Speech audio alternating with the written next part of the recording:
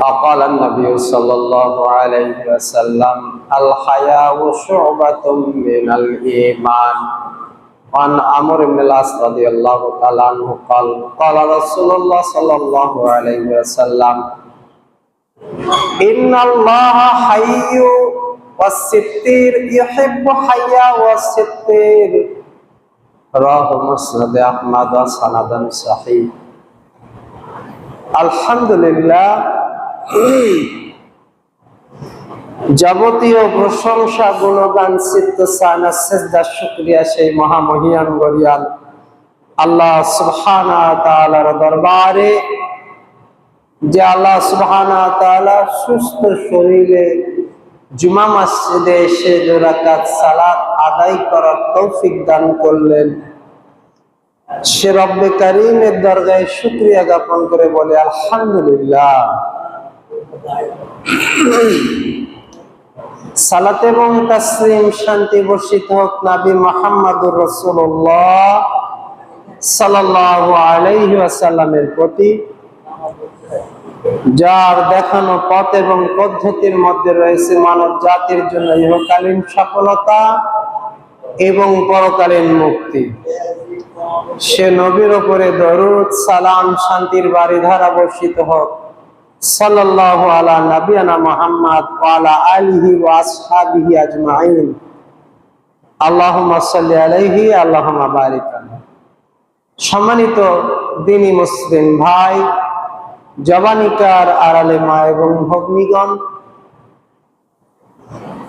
আজকের জুমার আলোচনার বিষয়বস্তু আল হাইয়্যি, লজ্জাশীলতা। লজ্জাশীলতা সম্পর্কে কোরআন এবং সুন্নাহ থেকে সংক্ষিপ্ত আলোচনা করে শেষ করব।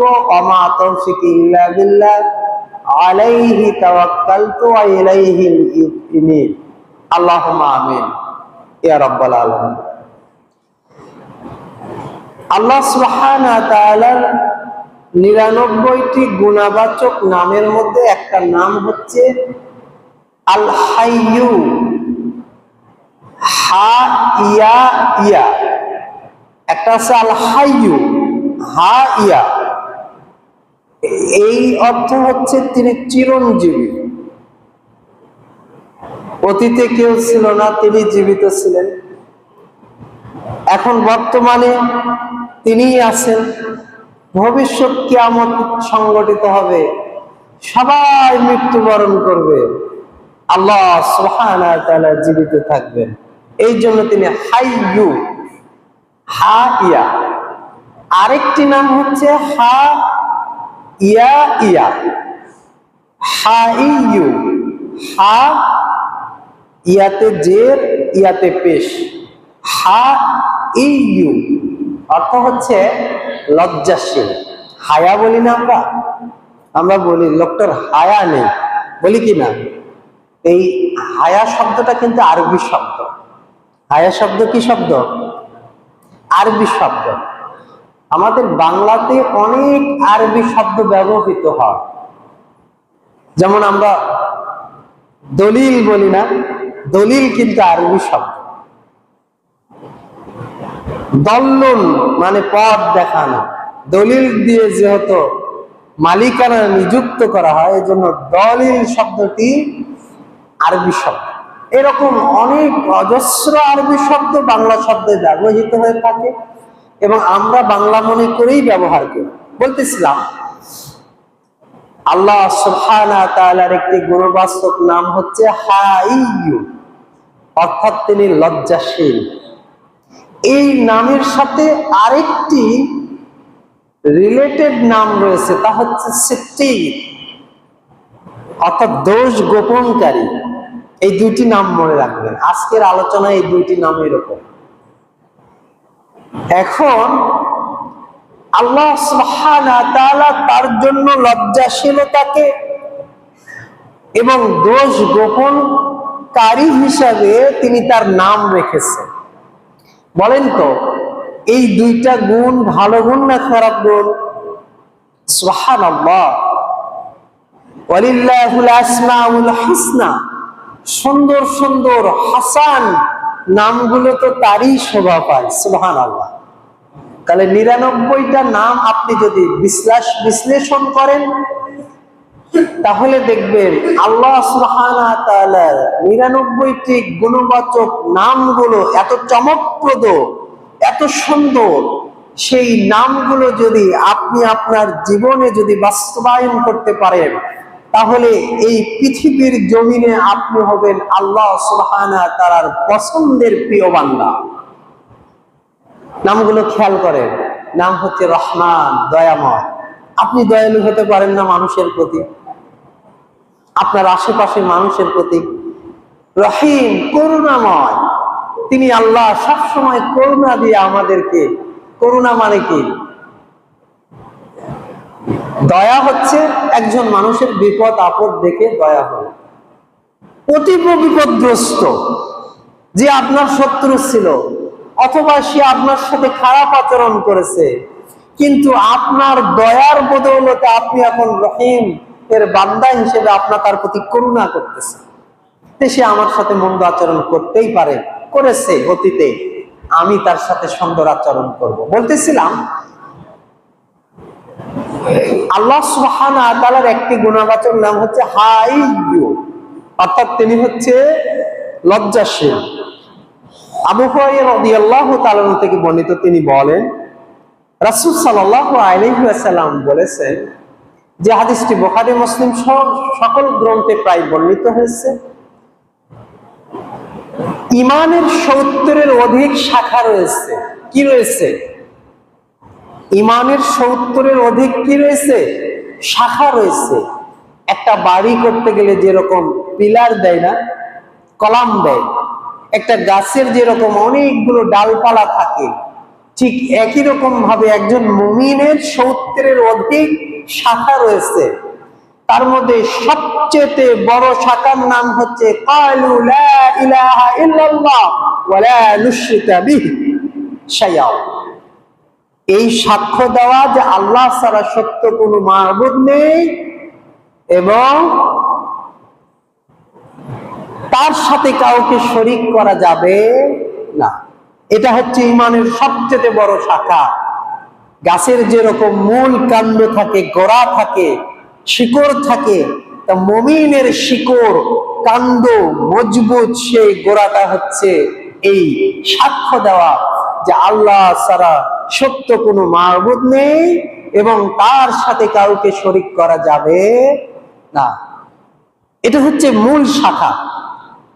এরপরে আরেকটি শাখার কথা নবী সাল্লাল্লাহু আলাইহি ওয়াসাল্লাম এই হাদিসে বললেন যে ঈমানের সবচেয়ে নিম্ন শাখা হচ্ছে, ধরেন 1 নম্বর শাখা এটা, এরকম গনতে গনতে 70 নম্বর শাখা হচ্ছে রাস্তা থেকে কষ্টদায়ক জিনিস ফেলে দাও। রাস্তা থেকে কষ্টদায়ক জিনিস দূরে সরিয়ে দেওয়া, এটা ঈমানের সবচেয়ে নিম্ন শাখা। যে ব্যক্তি রাস্তা থেকে কষ্টদায়ক জিনিস, তা হতে পারে ইট, পাথর, খড়, আরো অন্যান্য কিছু পচা জাতীয়, ইঁদুর, শৃগাল, বিড়াল, কুকুর, আরো যা কিছু হতে পারে যা মানুষকে কষ্ট দেয়, গাছের গুড়ি যা মানুষকে কষ্ট দেয়, এই জিনিসগুলোকে দূরে সরিয়ে দেওয়া ঈমানের 70 নম্বর শাখা।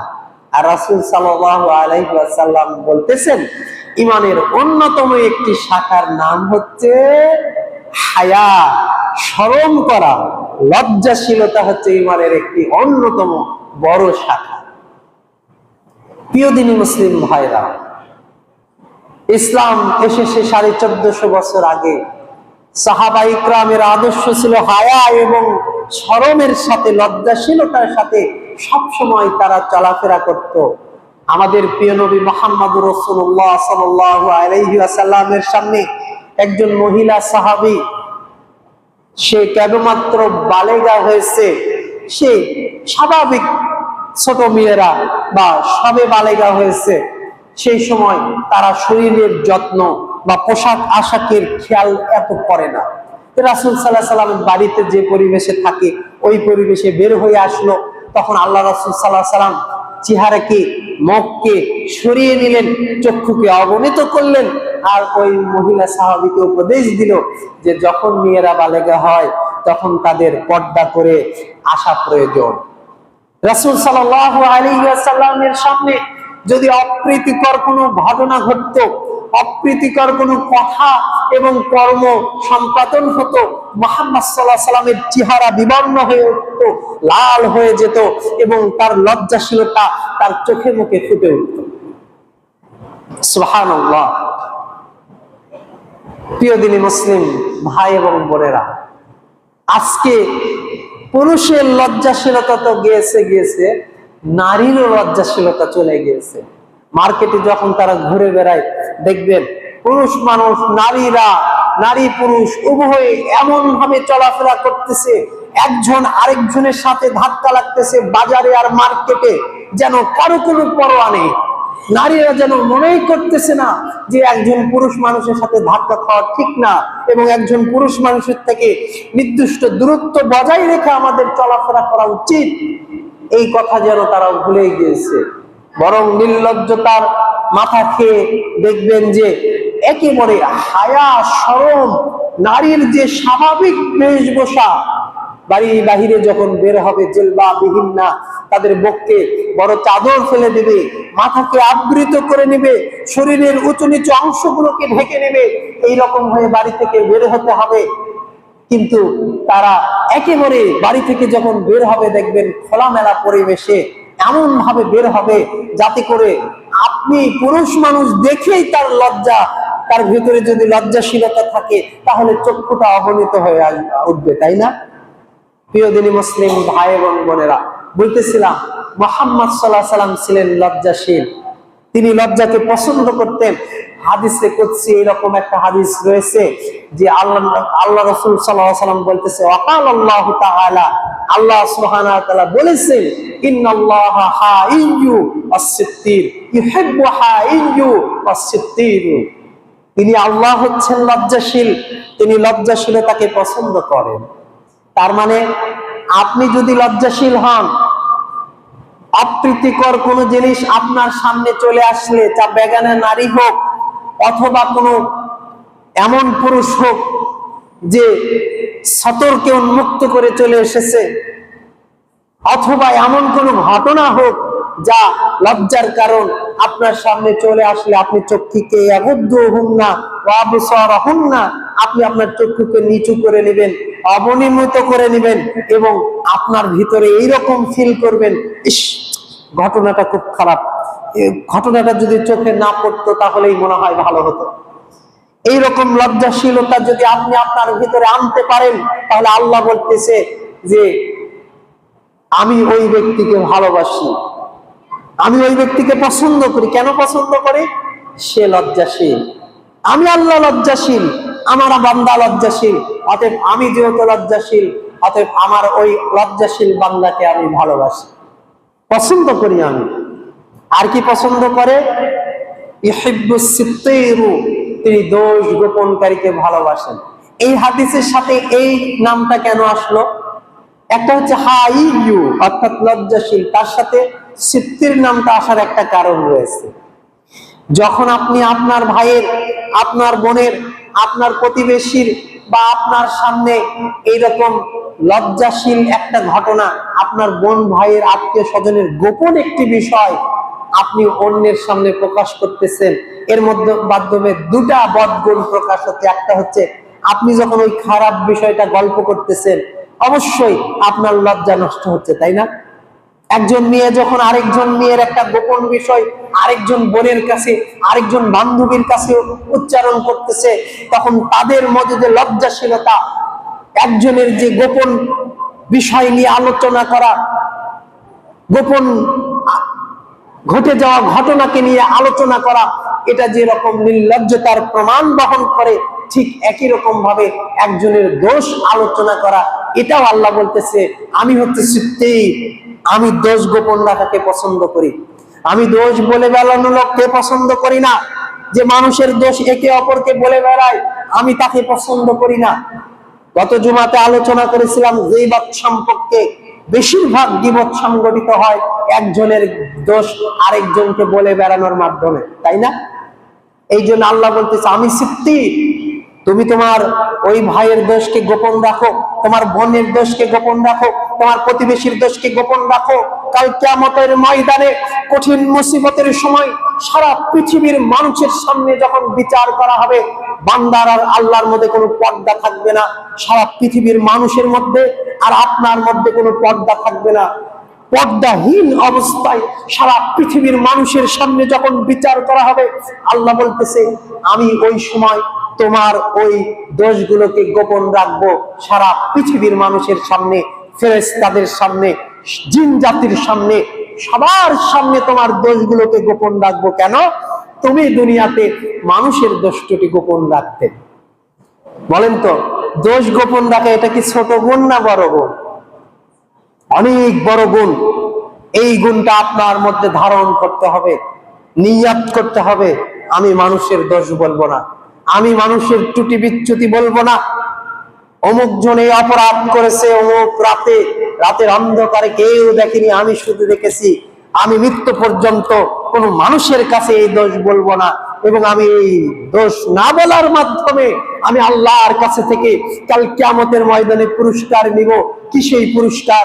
আমার যে দোষ ত্রুটি রয়েছে, আল্লাহ সুবহানাহু ওয়া তাআলা যেন কিয়ামতের মাঠে আমার দোষ ত্রুটিগুলোকে, আমার এই দোষ বর্ণনা না করার মাধ্যমে আমার দোষ ত্রুটিগুলোকে গোপন রেখে দেন।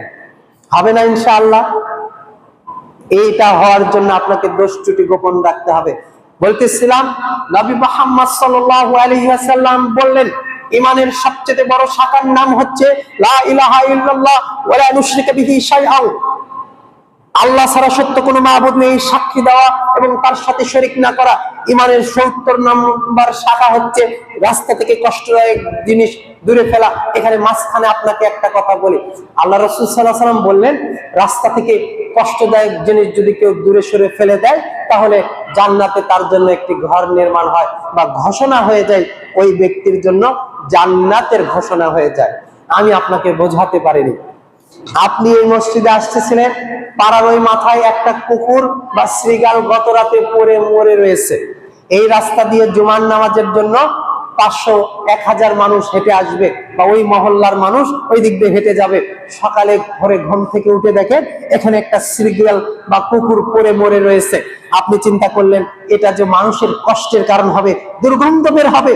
আপনি ওই কুকুরের পায়ের মধ্যে একটা দড়ি বেঁধে টেনে টেনে টেনে টেনে ওই দূরে যেখানে লোকালয় নেই, মানুষ যায় না, ওই জায়গায় ফেলে দিয়ে আসলেন। আল্লাহ নবী সাল্লাল্লাহু আলাইহি ওয়াসাল্লাম বলতেছে, এই যে মানুষের কষ্ট দূর করে দিলেন আপনি, মানুষের একটা ভোগান্তি দূর করে দিলেন, রাস্তা থেকে কষ্টদায়ক জিনিস দূরে সরে ফেলে দিয়ে আসলেন, এই জন্য দাখালাল জান্নাহ, আল্লাহ সুবহানাহু ওয়া তাআলা ওই ব্যক্তিকে জান্নাতে প্রবেশ করাবেন। হাদিস বুখারী মুসলিম।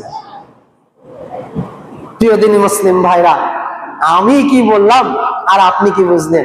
আমি তো আপনাকে এখনো দেখি, আপনি এই বর্ষার সিজন হোক আর খরার সিজন হোক, রাস্তায় এত বেশি মোটা করে খড় শুকান যে মানুষের যাতায়াতেরই কষ্ট হয়ে যায়, হয় না?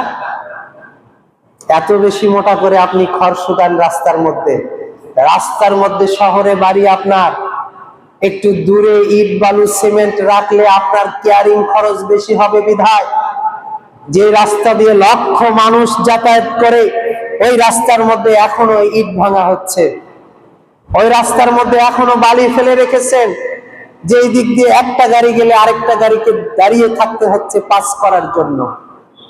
জি না, আপনার ঈমানের পরিচয় এটা নয়। ঈমানের পরিচয় তো ওটা যে রাস্তা থেকে কষ্টদায়ক জিনিস দূরে সরে ফেলে দেওয়া। মুসলিমের চরিত্র এত খারাপ হলো কেন? মুসলিমের চরিত্র এত নিম্নগামী হলো কেন? মুসলিম সবসময় রাস্তা থেকে কষ্টদায়ক জিনিস দূরে সরে ফেলে দেবে। কিংভূত কিমাকার পৃথিবী, আজকে এক সামান্য আইল ঠেলা নিয়ে ভাইয়ে ভাইয়ে বগুড়া জজ কোর্টে মামলা রয়েছে। বাড়িতে যাওয়ার পথ নিয়ে পায়ে হাঁটা 2 ফিট 4 ফিট রাস্তা নিয়ে ভাইয়ে ভাইয়ে মামলাতে রয়েছে। অথচ বুখারী মুসলিমের হাদিস শুনলে আপনি আশ্চর্য হয়ে যাবেন। নবী মুহাম্মদ সাল্লাল্লাহু আলাইহি ওয়াসাল্লাম বলেছে, যেখানে রাস্তা নিয়ে ঝগড়া হবে সেখানে রাস্তা হবে 5 হাত 5 হাত, অর্থাৎ দুই পক্ষকে 5 হাত ছাড়তে হবে। দুঃখিত, আমি কথা বুঝাতে পারিনি। যেখানে রাস্তা নিয়ে ঝগড়া হবে সেখানে কয় হাত জায়গা ছাড়তে হবে বলেন তো? 5 হাত জায়গা, মানে 7 ফিট, 7 7 14 ফিট রাস্তা বের হবে। অন্য একটা হাদিসে 4 হাতের কথা রয়েছে। 4 হাত জায়গা মানে কত? 1 হাত 18 ইঞ্চি হলে 4 হাত জায়গা 6 ফিট। দুই পক্ষ যদি 4 হাত করে 12.5 ফিট জায়গা হবে। মুহাম্মদ সাল্লাল্লাহু আলাইহি ওয়াসাল্লাম বলেছেন যেখানে রাস্তা নিয়ে ঝগড়া হবে সেখানে 12 ফিট রাস্তা হবে। আপনি মিলান দেখি, আপনার ভাইয়ের সাথে তো এখনো আপনার মামলা রয়েছে 1 হাত জায়গা নিয়ে। রাসূল মুহাম্মদ সাল্লাল্লাহু আলাইহি ওয়াসাল্লাম বলেছে, পৃথিবীর মানুষ আদমের ছেলে মেয়ে শুনে রাখো, 1 বিঘত জায়গা যে ব্যক্তি অন্যায় ভাবে কারো দখল করবে, কিয়ামতের দিনে 7 তবক জমিনের বেরি তার গলায় পরিয়ে দেওয়া হবে। 7 তবক মানে এই আসমান থেকে জমিন পর্যন্ত 1 তবক। অনেকেই বলেছে 1 তবক সমান 1 বিঘা। ধরেও যদি নেই 1 তবক সমান যদি 1 বিঘা হয়, তাহলে আপনি যদি 1 বিঘত জায়গায় 1 ব্রিক জায়গা যদি আপনি নেন, তাহলে এই 1 ব্রিক বা অর্ধ হাত জায়গা অন্যায় ভাবে নেওয়ার কারণে কিয়ামতের মাঠে 1 বিঘা জায়গা আর জমি আপনার গলার সাথে বেঁধে দেওয়া হবে। কিয়ামতের মাঠ যদি হয় 50,000 বছর, তাহলে এই 1 বিঘা জমিকে টেনে হেসড়ে 50,000 বছর নিয়ে ঘুরতে হবে। কিয়ামতের মাঠ যদি হয় 100 বছর, তাহলে এই 1 বিঘা জমিকে গলার সাথে শিকল দিয়ে বেঁধে দেওয়া হয়েছে। গরুর সাথে যেরকম লাঙল ফালকে বেঁধে দেওয়া হয়, ওইভাবে 1 বিঘা জমিকে নিয়ে হাঁটতে হবে 100 বছর। পৃথিবীর মানুষ শুনে রাখো, খবরদার মানুষের জমি 1 বিঘত কখনো অন্যায় ভাবে দখল করবে না। জমি নিয়ে কেসাল হচ্ছে ভাইয়ের সাথে, আজকে যে বলেন তোমার দাবি কতটুকু দেখি বলো তো। বলবে যে এই 1 হাত জমি আমি পাই, অতএব 1 হাত জমি পাও, ঠিক আছে 1 হাত ছেড়ে দিলাম, তার মধ্যে থাক, আপনার মধ্যে জান না থাকে। কিয়ামতের মাঠ বড় ভয়াবহ। সেখানে আপনার যদি 1 ব্রিক জায়গা নেন, অর্ধ হাত জায়গা নেন, কিয়ামতের মাঠে আপনাকে 7 তবক জমিনের গলা বেরি আপনার গলার সাথে বেঁধে দিয়ে টানতে বাধ্য করা হবে। বলতেছিলাম, রাস্তা থেকে কষ্টদায়ক জিনিস ফেলে দিলে 2টা উপকার। একটা হচ্ছে আপনার ভিতরে যে ঈমান আছে এটা তার প্রমাণ বহন করে। 2 নম্বরে, রাস্তা থেকে কষ্টদায়ক জিনিস সরে ফেলে দিলে তার জন্য জান্নাত। কোনো কঠিন কাজ না। দেখবেন ছোট ছেলে মেয়েরা অনেক সময় ইঁদুর মারা গেলে রাস্তা থেকে তার পা ধরে বা পায়ের মধ্যে দড়ি লাগায় ফেলে দেয়। কঠিন কাজ কি? ছোট বাচ্চারাও পারে। আপনি ওই কাজটা করেন, ইয়াকিন রাখেন যে আমার ঈমান এখনো জীবিত রয়েছে, আমি রাস্তা থেকে কষ্টদায়ক জিনিস ফেলে দিচ্ছি। প্রসঙ্গ সেটা নয়, বলতেছিলাম ঈমানের 70 শাখা রয়েছে। 70 নম্বর শাখা হচ্ছে রাস্তা থেকে কষ্টদায়ক জিনিস ফেলে দেওয়া। ঈমানের অন্যতম বড় শাখা হচ্ছে লজ্জাশীলতা। নবী মুহাম্মদ সাল্লাল্লাহু আলাইহি ওয়াসাল্লাম বলেন, ইবনে ওমর রাদিয়াল্লাহু তাআলা আনহু বলেছেন, যেই ব্যক্তির মধ্যে থেকে লজ্জাশীলতাকে উঠিয়ে নেওয়া হয়েছে, সেই ব্যক্তির মধ্যে থেকে মূলত ঈমানকে হরণ করে নেওয়া হয়েছে। লজ্জাশীলতা এমন একটি বিষয়, লজ্জাশীলতা যদি অগ্রগামী হয়, তার পিছনে পিছনে ঈমান চলে যাবে। কথা এখনো বোঝাতে পারিনি। নবী মুহাম্মদ সাল্লাল্লাহু আলাইহি ওয়াসাল্লাম বলতেছে, ইবনে ওমর থেকে বর্ণিত হাদিস, বুখারী মুসলিমের, যে লজ্জাশীলতাতে যদি কোনো মানুষের মধ্যে থেকে বিদায় নেয়, ওইভাবে বিদায় নেয় যেই রকম ভাবে মা বিদায় নিলে ছোট ওই বাচ্চাগুলো মায়ের পিছু পিছু ছুটতে থাকে, গরু যেরকম বিদায় নিলে বাছুর বিদায় নিতে থাকে মায়ের পিছনে, ঠিক একই রকম ভাবে কোন ব্যক্তির মধ্যে থেকে যদি লজ্জাশীলতা বিদায় নেয়, ঈমান তার অনুগামী হয়। লজ্জাশীলতা যদি বের হয়ে যায় ভিতর থেকে, ঈমান তার পিছু পিছু চলতে থাকে। ইমহু তকিমাকার দুনিয়া। আইজুল হকে পড়ে, আইজুল হক কলেজে আপনার ছেলে পড়ে অনার্স 3rd ইয়ারে, আর 1 বছর গেলে সে পরীক্ষা দিয়ে বিজ্ঞ একজন মানুষ হিসাবে বের হবে। এই বিজ্ঞ মানুষের আচরণ, সে তার মহিলা বান্ধবীকে নিয়ে সে ওই ব্রিঞ্চির উপরে ঘন্টার পরে ঘন্টা বসে থাকে, মাগরিবের আজান থেকে শুরু করে রাত 10টা পর্যন্ত। আমার বাড়ি তো পাশেই, দেখি তো, না দেখে বলতেছি না। আপনার ওই ছেলের ভিতরে লজ্জাশীলতা নাই, এটাই তার প্রমাণ। বিবাহ বহির্ভূত সম্পর্ককে কিভাবে এরকম ভাবে টিকিয়ে রাখলো, আর লজ্জাশীলতা কোথায় থাকলো? হাজারো মানুষ ওই রাস্তা দিয়ে যাচ্ছে, আর আপনার ছেলে ওই একটা বেগানা নারীকে নিয়ে ওই টেবিলের উপরে, ওই খুঁটির উপরে, খাম্বার উপরে বসে রয়েছে 2-3 ঘন্টা। বলতেছিলাম ঈমান বের হয়ে গিয়েছে, ঈমান সাথে নেই। ঈমান যদি থাকতো যুবক, তাহলে তুমি এই কাজ করতে পারতে না। প্রিয় বোন, আপনাকে বলি, ঈমান যদি আপনার ভেতরে থাকতো, তাহলে আপনি রাত জাগে ওই ফেসবুকে, মেসেঞ্জারে ওই পর পুরুষের সাথে কথোপকথন করতে পারতেন না, মোবাইলে ওই প্রেমের সম্পর্ক আপনি করতে পারতেন না।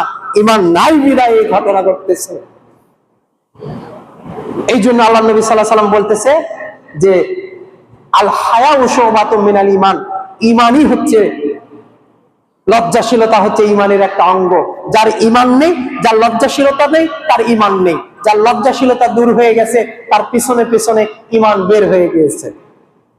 অপরদিকে যার ঈমান বের হয়ে গিয়েছে, তার অন্তরে বাসা বেঁধেছে খাবাইসি, অশ্লীলতা। আর লজ্জাশীল ব্যক্তিকে আল্লাহ জান্নাতে প্রবেশ করাবে। আর অশ্লীল অন্তর, যারা গালিগালাজ করে, অশ্লীল ভাষায় কথা বলে, যাদের মধ্যে হায়া নেই, শরম নেই, এই ব্যক্তিদের অবস্থান হচ্ছে জাহান্নাম। এদের অবস্থান হচ্ছে না, এদের অবস্থান হচ্ছে জাহান্নাম।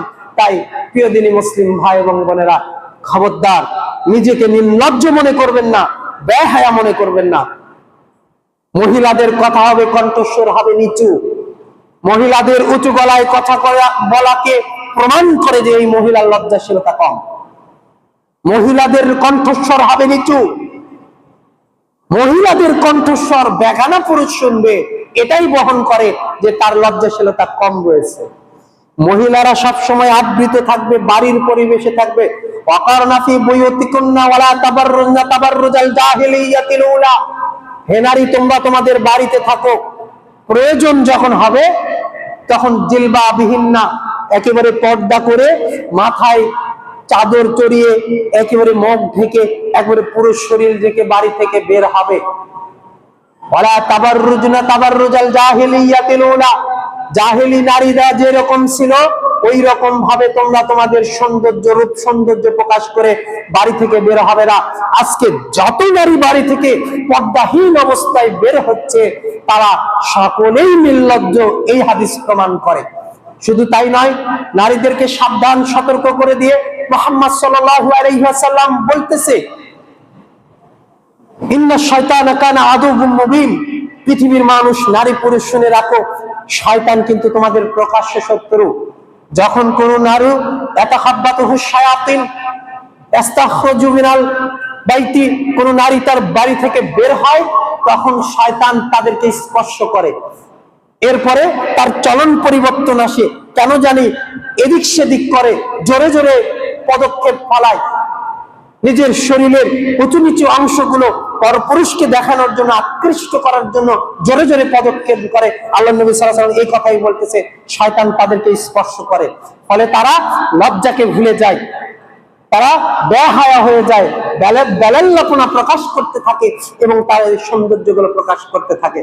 প্রিয় দিনী বোন, আপনাকে আমি ছোট করতে চাইনি, আপনাকে আমি সম্মান করি ওই রকম, খাদিজাকে যেই রকম সম্মান করি, আপনাকে যে সেই রকম সম্মান করি, আয়েশাকে যে রকম সম্মান করি, আপনাকে ওই রকম সম্মান করি, ফাতেমা রাদিয়াল্লাহু তাআলা আনহাকে যে রকম সম্মান করি। অতএব নিজের সম্মানকে, নিজের মর্যাদাকে অক্ষুণ্ণ রেখে আপনি পথ চলবেন। বাহিরে যখন যাবেন, মহান আল্লাহ বলেছেন, কোন নারী যেন কোন পুরুষের সাথে মিষ্টি গলায় কথা না বলে। খবরদার, কোন পুরুষের সাথে কখনো মিষ্টি গলায় কথা বলবেন না। বাড়িতে এসে ডাকতেছে, খালা আছেন, ফুপু আছেন, মামি আছেন, আপা আছেন, ভাবি আছেন, কে বলতেছেন? বাড়িওয়ালা বাড়িতে নেই, পরে আসেন। মানে আপনার কথার গতি শুনে সে মনে করবে এখানে থাকা যাবে না। কিন্তু দুঃখিত, আমি আপনাকে বোঝাতে পারিনি। আপনি বলেন, কে আসছেন? ভাই, ও আসেন আসেন, বসেন। এরপরে যত গল্প আর রং তামাশা আপনার। এটা লজ্জাশীলতার পরিচয় নয়, এটা বেহায়ামের পরিচয়। অতএব আপনি নিজেকে সংশোধন করুন। আপনি আপনার 14 জন পুরুষের বাহিরে কথাকে কর্কশ করতে হবে, এটা মুহাম্মদ সাল্লাল্লাহু আলাইহি ওয়াসাল্লাম বলেছেন। বলতেছিলাম লজ্জাশীলতা একটি বড় গুণ। লজ্জাশীলতা আপনাকে জান্নাতে নিয়ে যাবে, আর লজ্জাহীনতা আপনাকে জাহান্নামে নিয়ে যাবে। রাসূল মুহাম্মদ সাল্লাল্লাহু আলাইহি ওয়াসাল্লাম বলেন, সালমান ফারসি রাদিয়াল্লাহু তাআলা থেকে বর্ণিত, মহান আল্লাহ সুবহানাহু ওয়া তাআলা এত লজ্জাশীল, মহান আল্লাহ সুবহানাহু ওয়া তাআলা এত নিজের ব্যাপারে লজ্জাশীল যে কোনো বান্দা যখন তার কাছে দুহাত তুলে বলে, আল্লাহ আমার রিজিকের প্রয়োজন রব্বুল আলামিন, রব্বুল আলামিন আমার ছেলেটা অসুস্থ, রব্বুল আলামিন আমার ছেলেটাকে তুমি সুস্থ করে দাও, রব্বে কারীম আমি বিপদে পড়েছি, মহা বিপদ, আমাকে এই বিপদ থেকে উদ্ধার করো। কোন বান্দা যখন তার কাছে হাত তোলে, আল্লাহ এত লজ্জাশীল যে এই খালি হাতকে আল্লাহ ফিরিয়ে দিতে লজ্জা বোধ করে।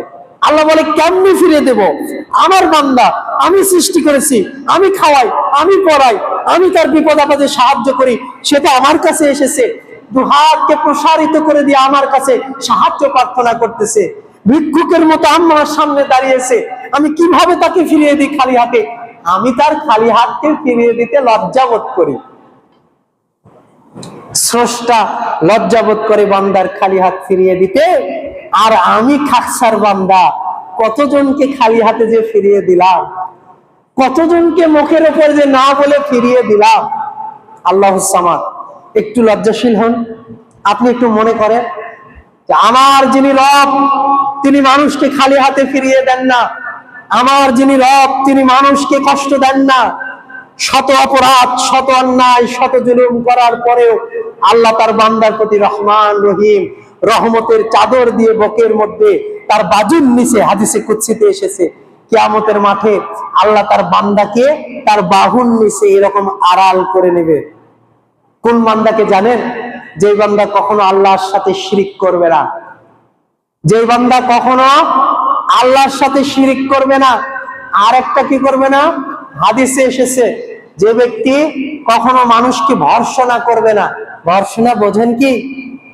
অভিশাপ দেওয়া, অভিশাপ। আল্লাহ নবী মুহাম্মদ সাল্লাল্লাহু আলাইহি ওয়াসাল্লাম বলেছেন, হাদিস বুখারী মুসলিমে 4611-12 নম্বর হাদিস, যে কোন ব্যক্তি যদি মানুষকে অভিশাপ দেওয়া থেকে বিরত রাখে, তাহলে কিয়ামতের দিনে এই ব্যক্তিকে আল্লাহ সাক্ষী বানাবেন এবং আল্লাহ তাকে সুপারিশকারী হিসেবে বানাবেন।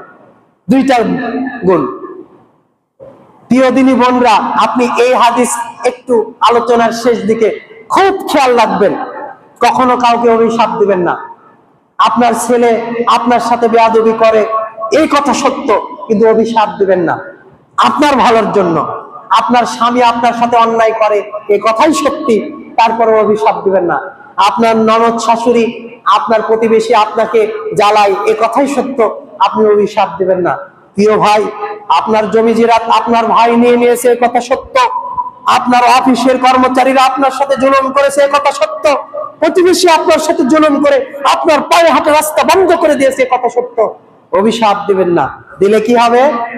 দুইটি বড় ফজিলত থেকে আপনি বঞ্চিত হবেন। এক, আল্লাহ রাসূল সাল্লাল্লাহু আলাইহি ওয়াসাল্লাম বলেন, যারা দুনিয়াতে অভিসম্পাদ দিবে না, মানুষকে অভিশাপ করবে না, আল্লাহ কিয়ামতের মাঠে তাদেরকে সাক্ষী বানাবেন। কিসের সাক্ষী জানেন? ওই যে নূহ আলাইহিস সালামের কওম অস্বীকার করবে, কি বলবে?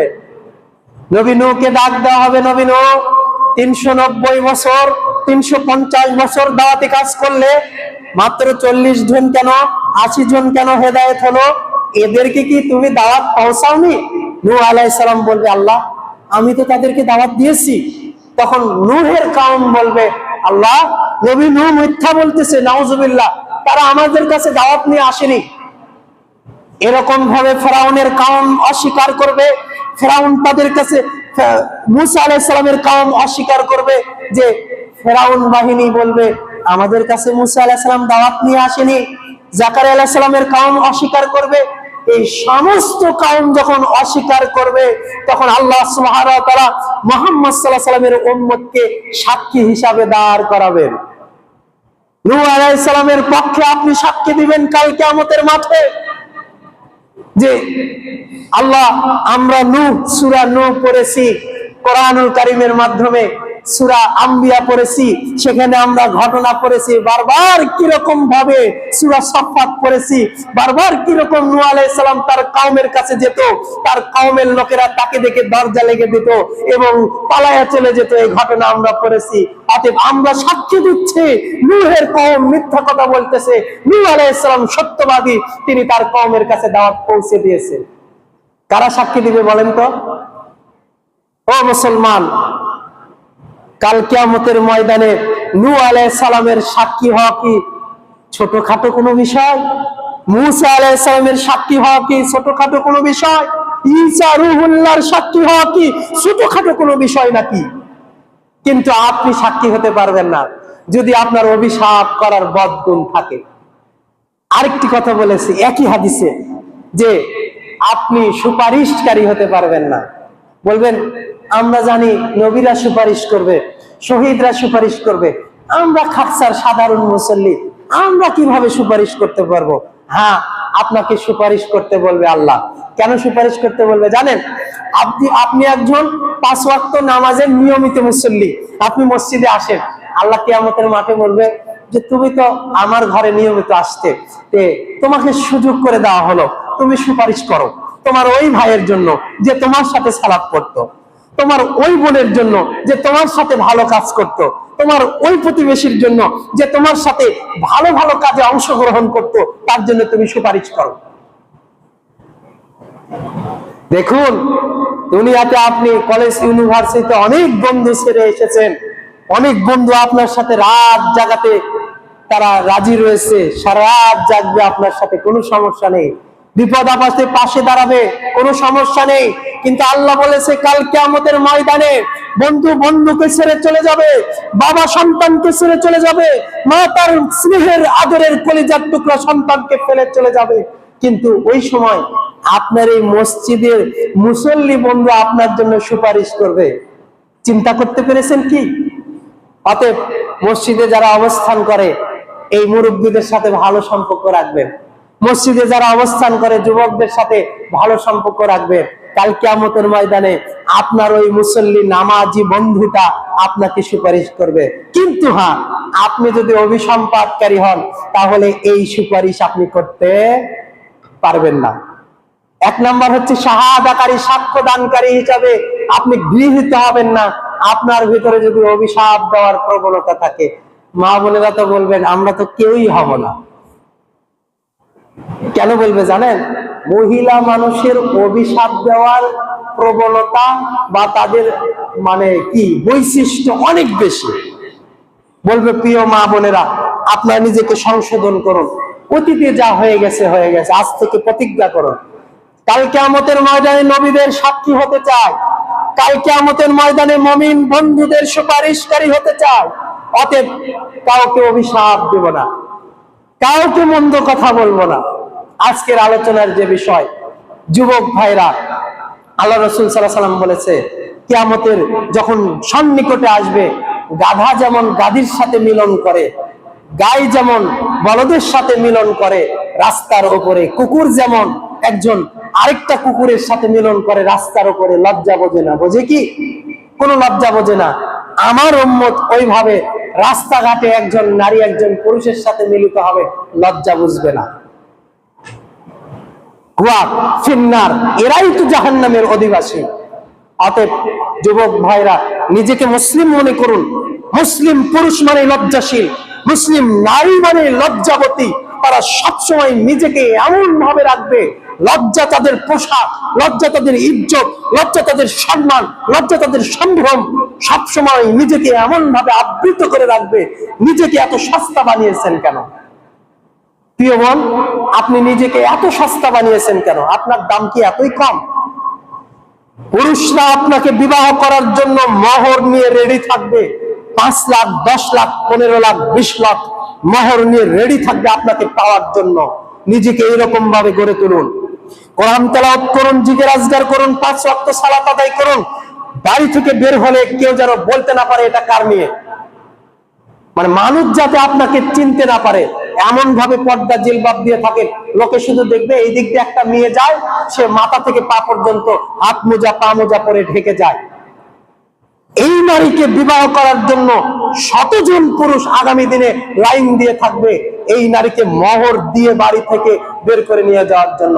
কিন্তু আপনি যেরকম বেহায়া, ওই যে বিয়ের দিনে আপনাকে তো দেখেছি, আপনি একেবারে শাড়ি পরে একেবারে মেকআপ করে পুরো বিয়ের ফাংশন একেবারে জেনার ফাংশন বানিয়ে দিয়েছেন। এই জন্য আপনার সাথে কি ঘটেছে জানেন? আপনার মোহরে ওই কাবিলনামাতে লেখা আছে 10,01,000 টাকা, 101 টাকা দেন মোহরে বিবাহ সম্পাদন করা হলো। আজ 20 বছর হয়েছে মোহর পাননি আপনি। বুঝতে পেরেছেন কি? মানে আপনার নিজেরই দাম নেই, আপনি নিজের দাম নিজে কমিয়েছেন। এই জন্য বলবো, সমাজকে সুন্দর রাখতে গেলে, পরিবারকে সুন্দর রাখতে গেলে লজ্জাশীলতা সবার মধ্যে আনতে হবে। ভাই, আপনাকে পরিশেষে একটা কথা বলি, আপনি এরকম গালিগালাজ যে স্ত্রীকে করতেছেন, আল্লাহ রাসূল সাল্লাল্লাহু আলাইহি সাল্লামের সামনে কেউ যদি বেহুদা কথা বলতো, রাসূল সাল্লাল্লাহু আলাইহি সাল্লাম ওই ব্যক্তিকে এত ঘৃণা করত, তাকে দূর হয়ে যেতে বলতো, সাহাবীদেরকে বলতো একে সরিয়ে দাও, আর তিনি কি করতেন? লজ্জায় মুখটা নিচু করে নিতেন। আপনি মুহাম্মদ সাল্লাল্লাহু আলাইহি ওয়াসাল্লামের উম্মত, কাল কিয়ামতের ময়দানে তার হাত থেকে পানি পান করবেন, আপনার মুখ এত খারাপ কেন? এত খারাপ ভাষায় স্ত্রীকে গালিগালাজ করেন কেন? এত খারাপ ভাষায় প্রতিবেশী গালিগালাজ করেন কেন? কোথায় আপনার লজ্জাশীলতা? আপনার মুখ দিয়ে যেন গালিগালাজ আজকের পর থেকে বের না হয়। নিজেকে লজ্জাশীল মনে করবেন। খারাপ ফাহিশা ভাষা নির্লজ্জ মানুষেরা বলে। আপনি একজন লজ্জাশীল মুসলিম ব্যক্তি, আপনি সবসময় কথাকে সংবরণ করবেন, নরম কথা বলবেন, গালিগালাজ করবেন না। মানুষের সামনে অপমানিত হতে হয়, আপনার এবং নিজেকে এবং অন্যকে এরকম কথা এবং কর্ম থেকে আপনি নিজেকে বিরত রাখবেন। লজ্জাশীল মানুষকে আল্লাহ ভালোবাসেন, লজ্জাশীল মানুষকে আল্লাহ সুবহানাহু ওয়া তাআলা ওয়াদা করেছেন কাল কিয়ামতের মাঠে তাদেরকে জান্নাতে দিবেন। এর থেকে বড় পুরস্কার আর কিছু হতে পারে না। আল্লাহ সুবহানাহু ওয়া তাআলা আমাদেরকে লজ্জাশীল হয়ে জমিনে বসবাস করার তৌফিক দান করুন। সকলে বলেন আমিন। রব্বুল আলামিন আপনি আমাদের মা বোনদেরকে অতীব লজ্জাশীলা হিসেবে কবুল করুন। রব্বুল আলামিন আমাদের পরিবার পরিবেশ থেকে আপনি ইসলামী পরিবেশ হিসেবে গড়ে তোলার তৌফিক দান করুন। সবাইকে পর্দাশীলতার মধ্যে থাকার তৌফিক দান করুন। পরিশেষে আমরা যারা এখানে উপস্থিত হয়েছি, রব্বুল আলামিন আপনি আমাদের অতীতের ভুল ত্রুটিগুলোকে ক্ষমা করে দিন। রব্বুল আলামিন আমাদের যুবক ভাইদেরকে ক্ষমা করে দিন, আমাদের যুবতী বোনদেরকে ক্ষমা করে দিন, আমাদের মাদেরকে ক্ষমা করে দিন, আমাদের বয়স্কদেরকে ক্ষমা করে দিন, আমাদের ছোটদেরকে ক্ষমা করে দিন। রব্বুল আলামিন আমাদের মধ্যে থেকে যারা বিদায় হয়েছে তাদের কবরগুলোকে আপনি জান্নাতুল ফিরদাউস হিসেবে কবুল করুন, তাদের ভুল ত্রুটি ক্ষমা করুন, কবরকে প্রশস্ত করে দিন, আলোকিত করে দিন। আমরা যারা অভাবী রয়েছি আপনি আপনার নিজ অনুগ্রহ দিয়ে আমাদের অভাব মুক্ত হওয়ার তৌফিক দান করেন। আপনি তো রাজ্জাক, মহা রিজিক দাতা, আমাদের এই অভাব অনটন সম্পর্কে কেবলমাত্র আপনি খোঁজ খবর রাখেন। অতএব আপনি আপনার অনুগ্রহ দিয়ে আমাদেরকে সচ্ছল করে দিন। হাযা মা ইনদানা ওয়া ইলমুকুম ওয়া লাআল্লাকুম তাশকুরুন ওয়া সাল্লাল্লাহু আলা নাবিয়িনা মুহাম্মদ ওয়া আলা আলিহি ওয়া আসহাবিহি আজমাইন।